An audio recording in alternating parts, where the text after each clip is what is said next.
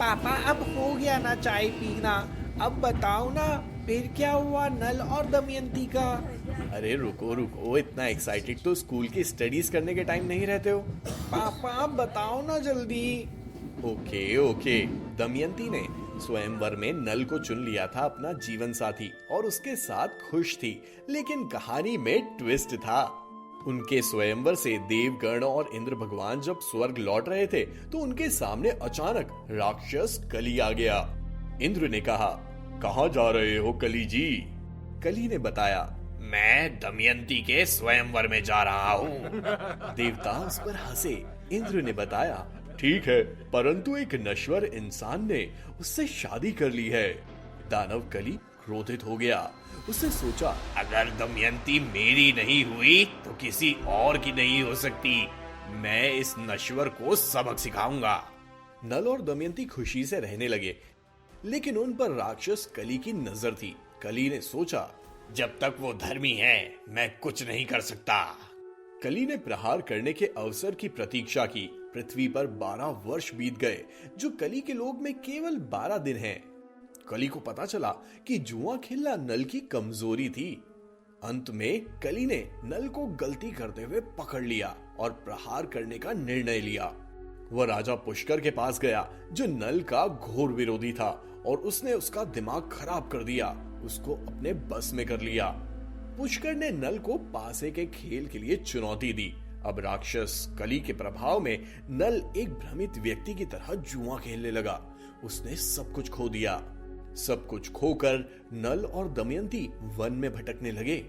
नल ने दमयंती से कहा, तुम अपने पिता के राज्य में लौट जाओ।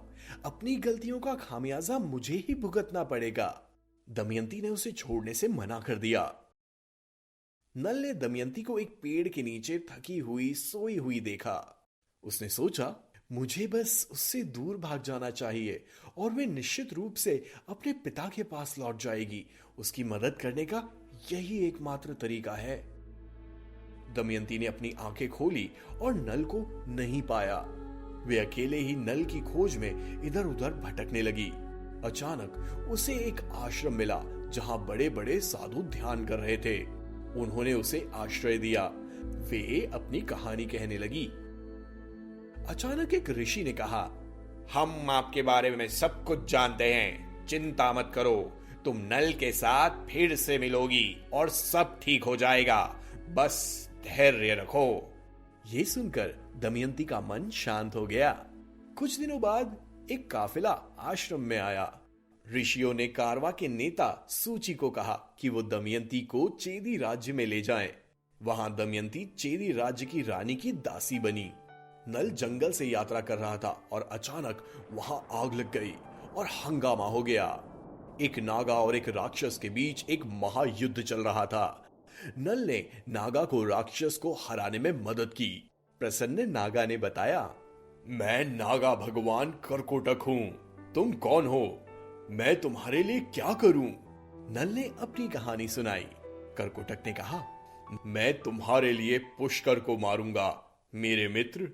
नल ने कहा, मैं पुष्कर को पासे के खेल में हराना चाहता हूं और अपना राज्य वापस पाना चाहता हूं। करकोटक ने पूछा, आपको लगता है कि आप उसे पासे में हरा सकते हैं? नल कुछ क्षण चुप रहा और बोला, मैं निश्चित नहीं हूं। करकोटक ने बताया, राजा ऋतुपर्णा दुनिया के सबसे अच्छे पासे के खिलाड़ी हैं। आपको उनसे गुर सीखना चाहिए। नल ने बताया, ऋतुपर्णा मेरे प्रतिद्वंदी हैं। अचानक करकोटक ने उसे काट लिया। नल बौना बन गया। नल चौंक गया। करकोटक ने बताया, आपके पास 1 वर्ष है जब तक आप अपने मूल रूप को पुनः प्राप्त नहीं कर लेते। नल बाहुका अयोध्या राज्य गए। बाहुका ने कहा, मैं संसार का सर्वश्रेष्ठ रथी हूं। मैं भी एक पासा उत्साही हूं। मैंने सुना है आप दुनिया के सबसे अच्छे पासा खिलाड़ी हैं। यदि आप मुझे पासे का रहस्य सिखाओगे तो मैं आपको रथ की सवारी का रहस्य सिखाऊंगा। बाहुक अयोध्या में पासा खेलना सीख रहा था। जब वो पूरी तरह से एक्सपर्ट बन गया तो उसे लगा कि अब पुष्कर को चैलेंज करना चाहिए। साल भर बीत गया। बाहुक ने नल के अपने मूल स्वरूप को पुनः प्राप्त कर लिया। नल ने पुष्कर को पासे के लिए ललकारा। इस बार नल बहुत होशियारी से खेला और पुष्कर हार गया। उसने अपना पूरा राज्य वापस हासिल किया। साथ ही साथ दमयंती को पता चला कि नल फिर से राजा बन गए थे और वो दोनों फिर से मिल गए। कहानी से क्या सीखा बच्चों?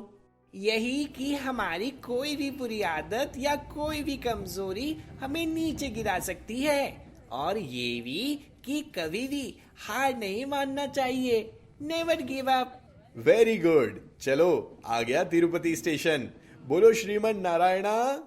प्यारे मित्रों, अगर आपको हमारा ये पौराणिक यानी हिस्टोरिकल कहानियों की सीरीज अच्छी लग रही है तो प्लीज चैनल को लाइक, सब्सक्राइब और शेयर जरूर करें। और हाँ, बेल आइकन के बटन को भी जरूर दबाएं, ताकि जैसे ही कोई नई स्टोरी रिलीज हो तो आपको नोटिफिकेशन मिल जाए और आप एक भी कहानी मिस ना करें। धन्यवाद।